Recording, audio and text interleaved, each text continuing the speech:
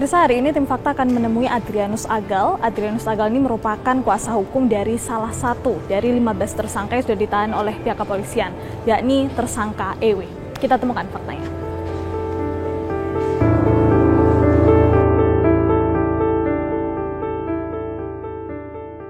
Pemirsa, kami sudah bersama dengan kuasa hukum dari salah satu tersangka kasus penculikan dan juga pembunuhan Kacap BRI Muhammad Ilham Pradipta. Yakni bersama kami sudah ada Bang Adrianus Agal. Terima kasih banyak Bang Adrianus sudah menyempatkan waktunya untuk bertemu dengan kami hari ini.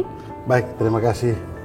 Bang Adrianus ini pemirsa merupakan kuasa hukum dari tersangka atas nama RW, betul ya Bang? Betul sekali. Kalau bisa diceritakan Bang, dari informasi yang didapatkan dari klien Anda, awal mulanya bagaimana ceritanya kemudian mendapatkan order atau pesanan ini, kemudian seperti apa prosesnya, bisa diceritakan Bang? Oke, baik. Yang pertama, melalui kesempatan yang baik ini, saya mengucap berbelasungkawa terhadap keluarga korban.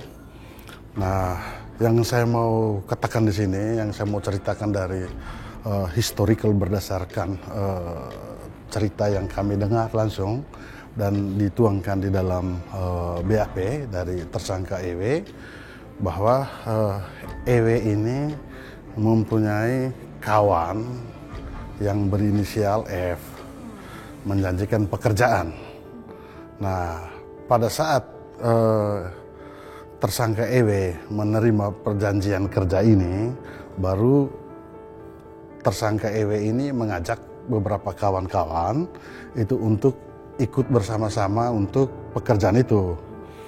Nah, dalam proses perjalanan itu bersepakatlah antara EW ini yang memang diperintahkan di situ kesepakatan bahwa si pemberi kerja ini untuk menjemput salah seorang di Jakarta Timur. Nah, di mana dalam proses kesepakatan jika kalian sudah menjemput secara paksa korban ini, kalian akan menyerahkan di satu tempat, di mana tempat itu adalah di Landasan Pacu Kebayoran. Nah, setelah mereka menyerahkan EW ini, diserahkan di dalam beberapa mobil Fortuner lah. Tugas dari EW dan kawan-kawan sudah selesai sampai di situ. Itu. Namun jeda waktu beberapa jam setelah itu mereka mengetahui bahwa korban yang mereka jemput paksa itu diberitahu oleh seseorang bahwa sudah tidak bernyawa. Baik, kalau kita mundur Bang, dari secara urutan, secara kronologis begitu ya. Pertama kali mendapat pesanan atau mendapat perintah untuk melakukan pekerjaan penjemputan paksa itu kapan? Kalau kita berbicara tentang locus delicti dengan tempus delicti, itu tuh di tanggal 19. Apa pada saat itu alasan kenapa mau untuk mendapat pekerjaan ini? Apa yang dijanjikan oleh F? Karena begini, karena ini juga kan masalah ekonomi juga kan, karena dijanjikan untuk melakukan pekerjaan penjemputan paksa ini, mereka diimingin dengan bayaran tertentu. Jadi Eras secara sadar juga menerima pekerjaan ini, tapi kan bukan untuk menghilangkan nyawa orang lain. Di situ hanya bersama F atau ada aktor lainnya dari klaster lain? Yang kami tahu itu hanya mereka ketemu dengan F ya, berdasarkan keterangan dari Eras. Karena untuk yang klaster ketiga pun mereka tidak mengenal sama sekali. Itu karena tersangka EW ini ya, kalau kita jujur kita bicara di sini, betul-betul hanya sebagai keamanan lepas dan sebagai debt collector. Ada informasi bahwa F ini adalah oknum aparat. Apakah bisa dikonfirmasi? Kalau seperti itu saya tidak bisa melihat, karena ini kan kita tentang bicara fakta kan. Tapi dari informasi dari klien Anda? Dia hanya berbicara oknum seperti itu, dan itu yang dia tuangkan di dalam BAP. Oknum aparat ya, betul seperti ya? Itu. Meskipun tidak bisa disebut aparat apa, tapi betul? Dari tersangka EW dia berbicara seperti itu. Itu. Pada saat waktu penjemputan paksa itu, hanya diinstruksikan ada salam dari seseorang. Seperti itu. Seperti itu aja, yang seseorang ini siapa kita tidak tahu. Oh, itu pesan yang dititipkan F untuk disampaikan? Untuk disampaikan EW kepada korban? Ya, dalam perjalanan menuju ke Kemayoran itu.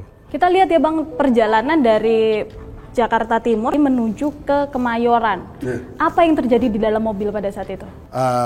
Dari informasi yang saya dapatkan bahwa tersangka EW ini dia sempat untuk lakban tangannya seperti itu dan untuk suruh diam seperti itu. Kemudian apakah di situ juga ada penyiksaan di dalam mobil? Dia tidak menceritakan tentang itu. Oke, setelah kemudian diserahkan, tadi disampaikan mendapat kabar bahwa korban meninggal dunia. Kapan mendapatkan kabar ini dan kemudian perintah untuk melakukan pembuangan jenazah ini? Sebenarnya begini, ini yang harus dikoreksi juga ya. Terkait berita yang buang jenazah itu bukan tersangka EW dan kawan-kawan, bukan. Tapi itu adalah klaster yang ketiga. Ada nggak sih Bang komunikasi dengan orang BRI lain mungkin ya? Apakah kemudian klien Abang ini mengenal atau juga dalam kesaksian dia ada mungkin keterlibatan lain? Tidak, mereka tidak masuk di situ. Mereka hanya yang saya bilang tadi bahwa perannya tersangka EW itu hanya sampai di situ aja mereka. Itu mereka yang klaster ketiga aja eksekutor mereka tidak saling kenal, apalagi yang dalang intelektual. Termasuk dengan DH ya atau Dwi Hartono? Mereka nggak tahu sama sekali. Itu. Ini bahkan sebelumnya yang memberi kerjaan ke mereka dijanjikan yang harus mereka diberikan 50 juta, malah yang diberikan itu cuma 40 juta. 40 juta itu untuk dibagi mereka berlima. Kalau kita lihat klien Anda ini mendapatkan tawaran pekerjaannya ini oleh F ya, tersangka F tadi. Apakah ini kemudian kali pertama atau sebelumnya juga sudah pernah mendapatkan? Oh tidak, hanya betul-betul kami ini bekerja sebagai penagih utang. Itu.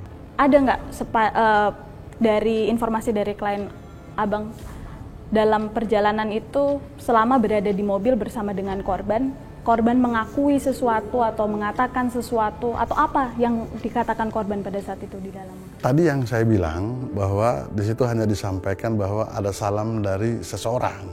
Gitu. Terima kasih banyak Bang Adrianus atas waktunya. Semoga proses hukumnya dapat segera berjalan dengan baik. Baik, terima kasih. Pemirsa, kita temukan fakta selanjutnya.